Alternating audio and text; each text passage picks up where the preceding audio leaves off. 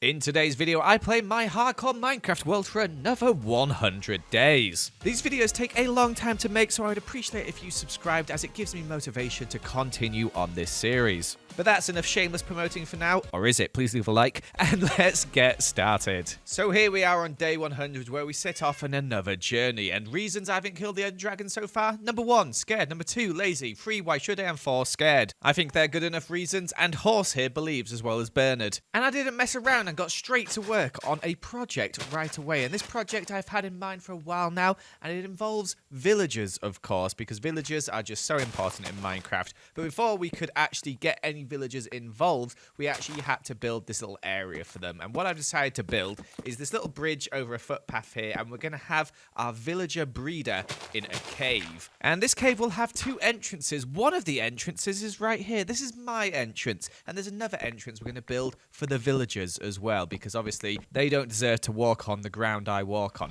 I'm just kidding. It's the fact that they need to be on rails and I can use my feet. So I cleared out a big space here. This is the cave I'm talking about, where we're going to be breeding our villagers, and then we got to work on the villager breeder itself. This is a design I've made a few times. I believe it's a Logical Geek Boy original design, and it requires some carrots or potatoes I think you can use as well, and also some beds and some other things. And basically you make some child villagers. The villagers, children, fall into a hole, and then they get pushed along, and then you can collect them in some minecarts. And it's all in one space. There's no actual interaction with the villagers. They just get in the minecarts and they're off. But first we need 2 villagers in that cave, so I had to go to my old little villager area, which is so ugly, and get 2 villagers to transport them across our area, which, when you don't have much iron or much gold, is quite annoying. It takes quite a long time. But you can see a little villager just trotting along in his minecart there, and we got them both into our little breeding area, and then we locked them in there forever. They're never going to leave. They're just going to breed children, which will also be transported to somewhere where they will never leave. It's a really miserable life for villagers when you think about it, but that's how the system works. Minecart takes them out, and there we go. This meant I could destroy my old villager area, and I decided to just let the villagers free, which I did. And I said, "Be free, my child," and they were free. They went straight to a barrel, of course, and started turning into fishermen. But either way, let's go back to mining some diamonds, as I want some diamonds. So I went to my strip mine, which actually is quite effective in comparison to caving, especially as I don't have any night vision potions yet. When I get some night vision potions, I might do a bit more caving in the future, but this is way safer and way more consistent at getting diamonds, I've found so far. And we managed to get 16 total. Not bad. We didn't get much gold, but we don't really need gold, really, apart from those rails. I decided to make myself a diamond pickaxe, enchant it, and we got Silk Touch, which will come in useful in the future, I'm sure. I was wondering, though, why I hadn't had any villagers yet, and I was watching them breed. I was like, and then we got those little angry things, and I realized I forgot to place 1 trapdoor here, and the whole thing was broken. So now it works. But on day 109, what are we going to do? That's right, farming. I farmed all my crops, which takes way too long, but we got it done.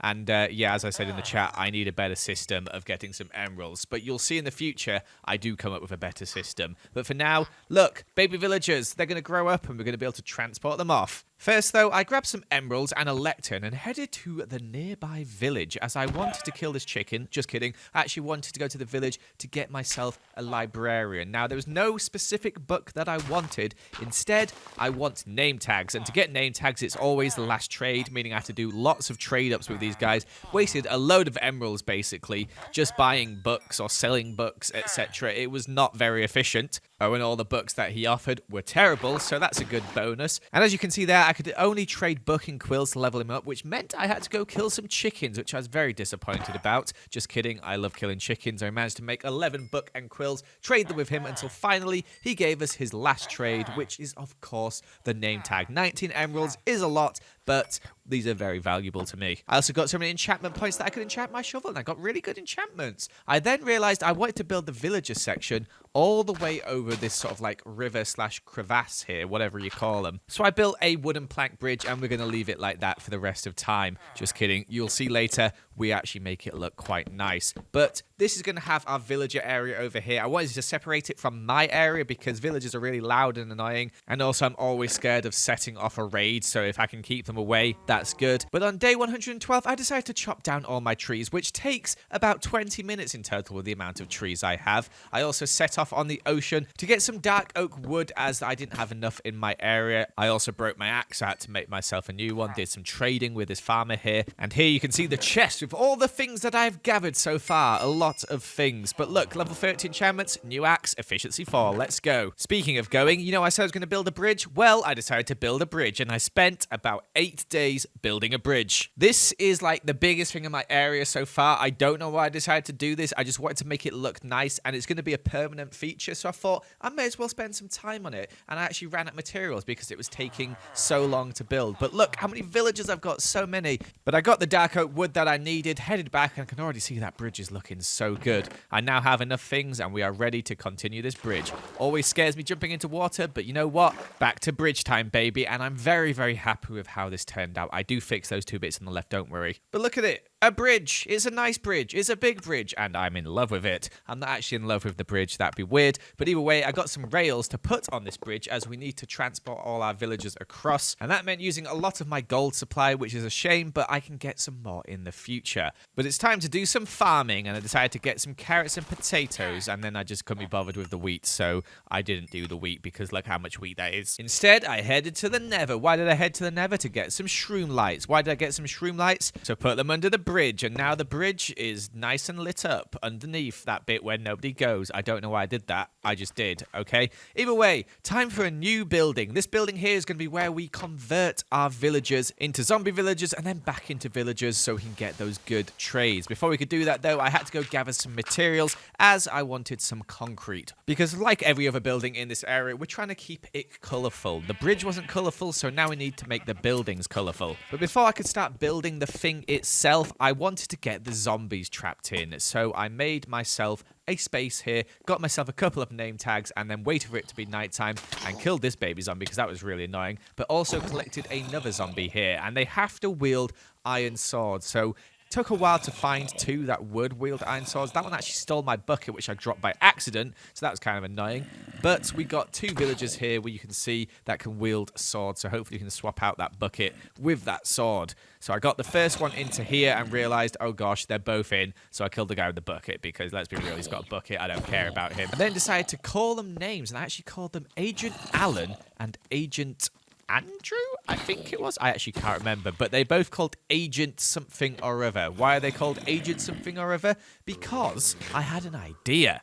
Agent Andy, by the way, that's it. Now we're crossing over to this bridge into another country/town. It's actually just a small little village, but either way, we're going to have to go through customs to get through there. So that is my idea. That's why we've got Agent Alan and Agent Andy. But to build my office, which has passport control with our 2 agents in it, first we had to head to the Nether to gather some more materials, including some shroom lights. We also had to kill that piglin child just because it's just so fun. Then these guys showed up, so I decided to run away, far away, so that I didn't kill them and set off a raid. And then I looked at the camera and swung my axe as it's time-lapse time, baby, as we are building our passport control office. And it kind of made it look like sort of a train station as well, as I wanted it to be that. Although I've never really seen a train station in real life that looks like this, as I just made it up from the top of my head. But now we have space inside for like this whole rail system where we're going to have all our villagers come through. And I'm really happy with how this building looks. I think it looks really cool. But to make it all work the way I want to, I needed to use a lot of redstone, including some pistons to switch the rail designs around.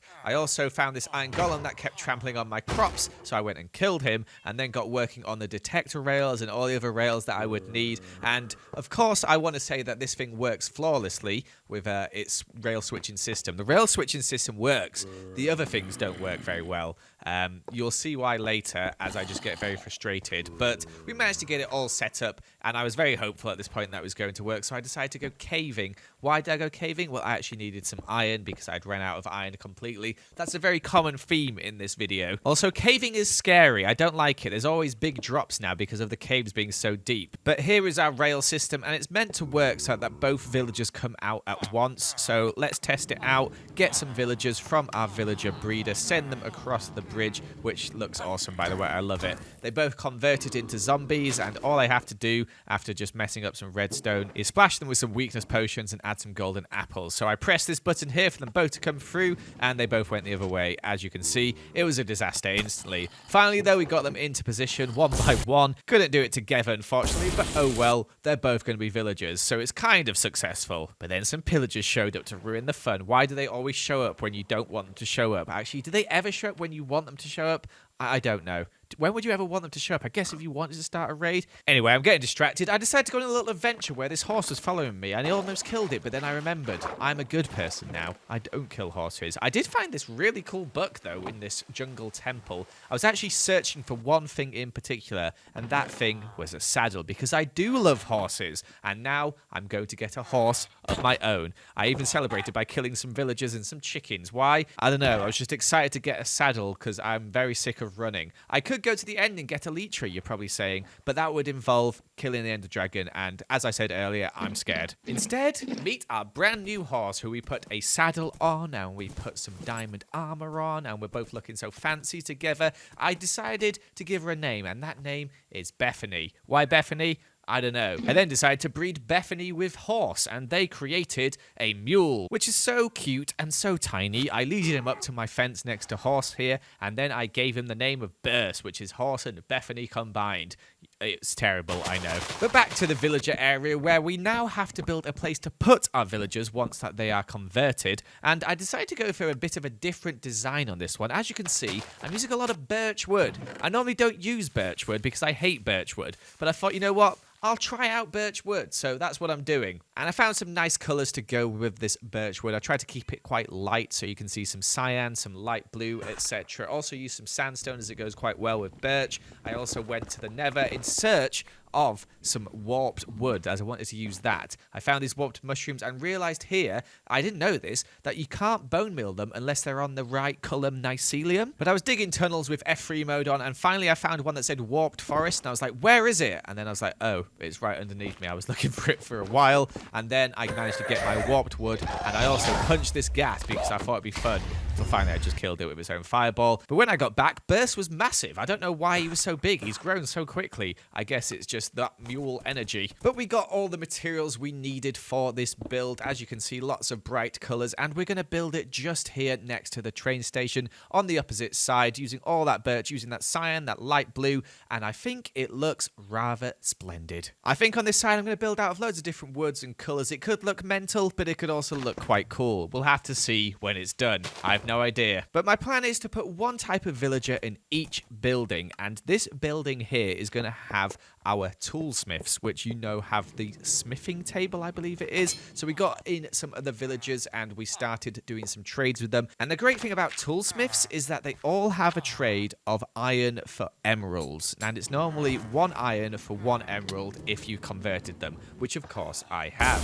Now I know what you're saying, Joel, you are very much struggling for iron all the time. That is true, but don't worry, later I have a plan. It feels like I'm constantly just making slow steps in the right direction. Everything's taking quite a while here, but that's fine. We've got plenty of time in the world. We're hoping to reach 2,000 days in this world, and we're only on 150. Well, 151 now, because we just did a load of farming to trade for some emeralds so that we could trade with our new villagers to level them up a little bit. I also managed to get fortune 2 on this pickaxe, which is very good, as I didn't have any fortune so far. But like I said, I was lacking iron, so me and Bethany went on a little adventure. Where did we go? To look for iron. I know. Who would have thought? Not me. But hey, look at us. Look at us. Anyway, I lost Bethany for a bit, which was quite sad. I couldn't find where she was until I realized she'd gone off to hang with these cows over here. I don't know why she went to hang with those cows, but it's not cool, Bethany. Stay by my side, please. I also found the worst chest ever with a terrible fishing rod and some coal and rotten flesh, but we managed to get ourselves some iron until I realized Bethany is really annoying. So I killed a chicken and we headed off in search of a cave, and I found myself a lush cave from underneath this tree here.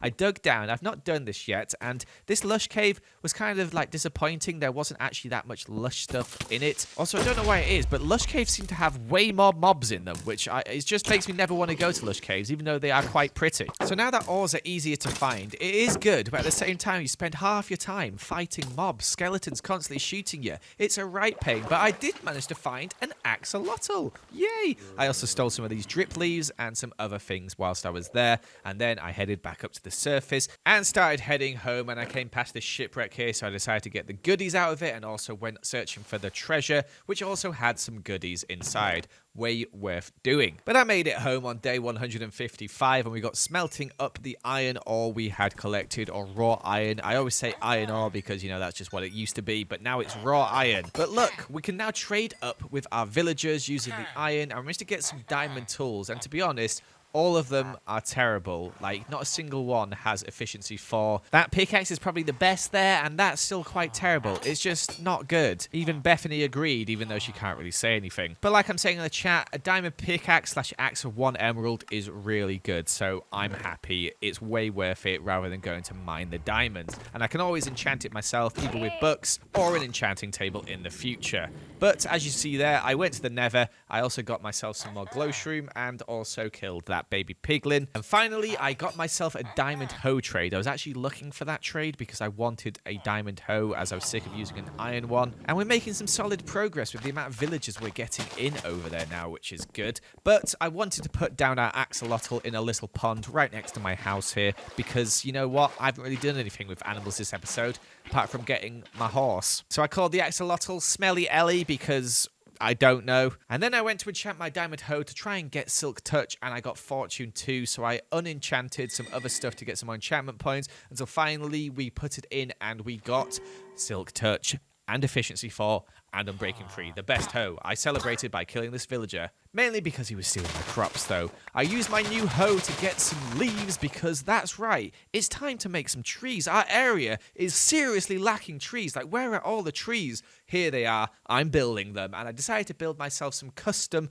pine trees, and I'm using some spruce leaves as well as some birch leaves to give like a sort of gradient texture, and I think they turned out really well. I'm still learning with these trees, but I'm very, very happy with how these ones turned out, so I'm going to add more in the future for certain. Already those few have made the areas look so nice, so I decided to actually expand our area by heading up to the hill over here, quite high up, but you'll see what we're going to put here in a second. We have to get some materials for it first though, and it's a redstone automated farm, so of course it requires a lot of iron, so I had to go get some more iron, which is always a pain, but it won't be in the future because what farm are we building? Well, that's right, it's an iron farm. We're going to be trading iron with our villagers to get emeralds. Also, iron's very useful for everything, and I've just not been getting much iron recently, so I thought this would be the best farm to build first. It required a lot of redstone materials though, and I'm actually using a design by Logical Geek Boy. Again, I'll put the tutorial in the description. It's a very, very simple farm to build, and I think Mythical Sausage used it in Empires as well, or a very similar design. But of course, I messed up as I needed a name tag to put on the zombie that we need for this farm, so I had to go and get one, and I named this name tag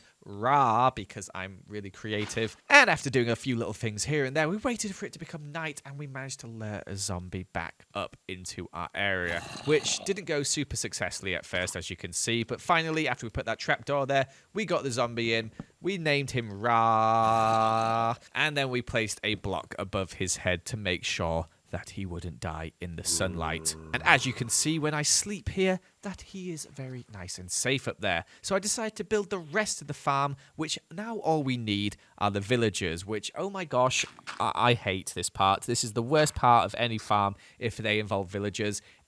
So bad. I basically made myself this massive rail system here with some activator rails, and we had to lead it all the way down to our villager breeding area, which took quite a while. I had to go dig up all the rails off my bridge because I ran out very quickly. But once the rails were in place, we got them off and going to the farm, and it was actually quite successful the first time round, which is very unlike me, but we got him to go out there, and he's in that little hole. All he needs to do now is get on the bed, and we've got to do this 5 more times. And it went pretty well for the first 3, but we did run into some problems a little bit later on. But also, they're standing on a dirt block right now, which is not okay. You kind of need them to stand on the bed. So at nighttime, they sleep, and then while they're sleeping, you delete the dirt block. It sounds cruel, leaving them on that bed forever, but they're villagers. They are very annoying. They kind of deserve it in some ways.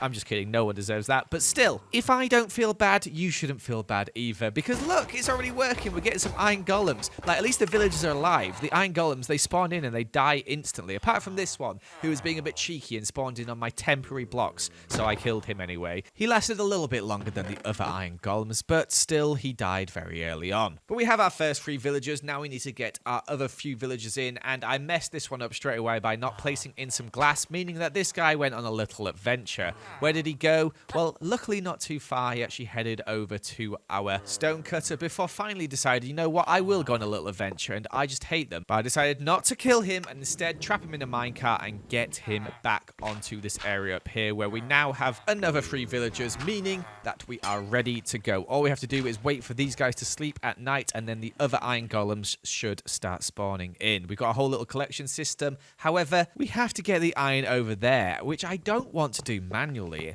So, I have an idea. After we've destroyed all these rails here and replaced them on the bridge, I got working on another project, which required a lot of deep slate. And I was delighted to find when we headed back to our iron farm that we were getting an iron golem in each bit, meaning it's working. We're getting iron. We don't have to worry about iron anymore. But what we do have to worry about is getting it across to our villagers, who we can trade the iron with. So, I got working on another time-lapse, and this time-lapse here is to carry our aqueduct. Our aqueduct is going to carry our iron. I thought this would be quite a fun way to transport the iron across rather than just, you know, having it go down a chute. I thought we could watch it come down, and you can actually watch it, and it's really, really fun. I'm very happy with this. It's so over the top and unnecessary, but I love it. And on the other side, by the villagers, we needed somewhere to capture the iron, of course. So I built this massive chest system here, and then I placed down a load of hoppers on the back, as well as decorated it a little bit so that it would collect all the iron we needed. And speaking of iron, we're getting a decent amount of iron already, which is good because we needed it to make the hoppers for the collection system. There should be no loss on this. All the iron should end up in here. I don't think we've had any accidents yet, but I did design it myself, so there probably will be some in the future.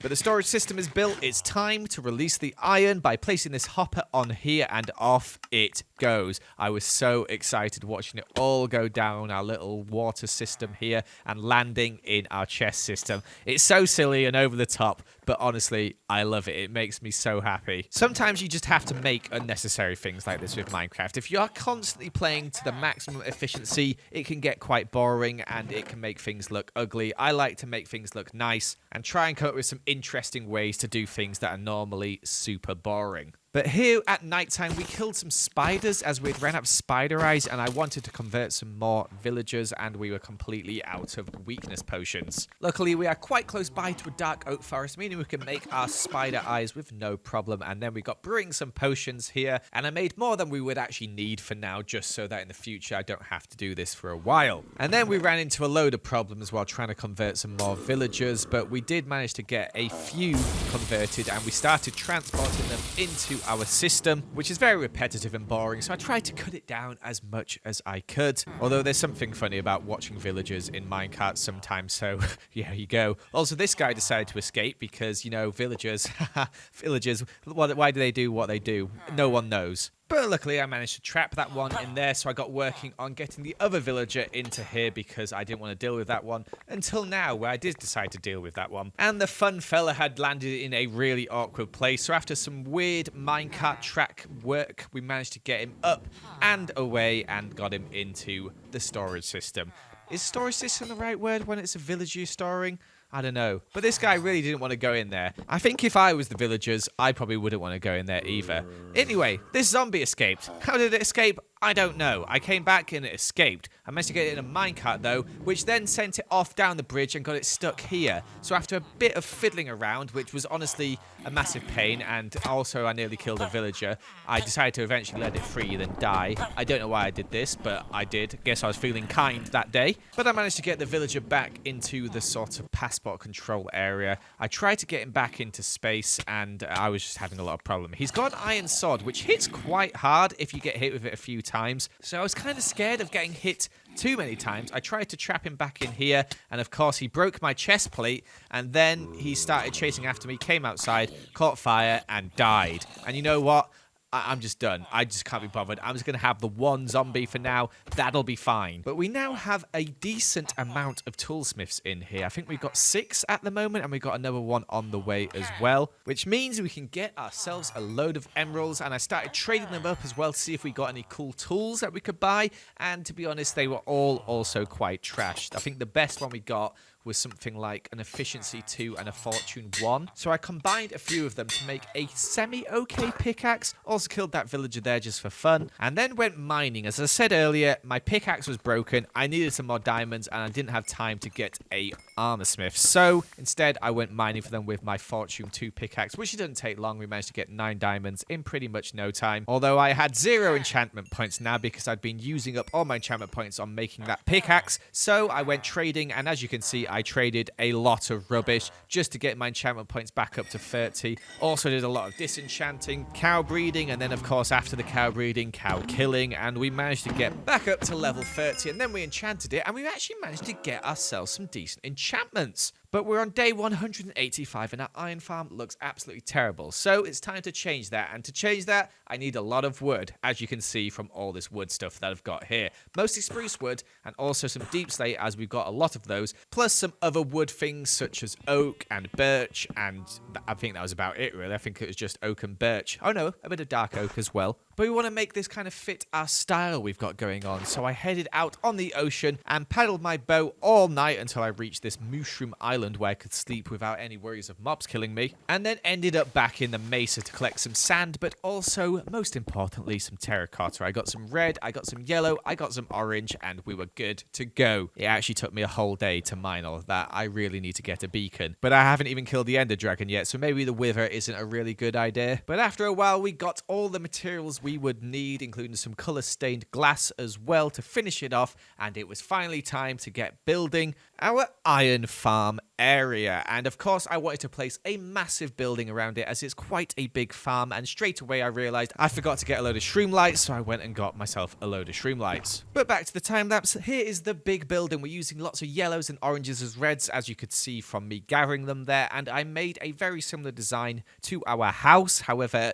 just massive, but I'm very happy with it. I think it's quite cool looking. And it actually brought us all the way to day 200. Blooming heck, that's gone really quick, hasn't it? But most importantly, our iron farm works still, and I'd spawn-proofed it also. No iron golems could spawn elsewhere. Here are our final stats, day 200, as you can see, and we've got a lot of stuff done so far. In fact, let's have a look with shaders, shall we? Because we haven't really done that yet on this world. It is quite beautiful, especially with those custom trees. I really do like those. But thank you so much for watching. If you enjoyed this, make sure to subscribe, leave a like and comment, and stick around as I'll see you on day 300.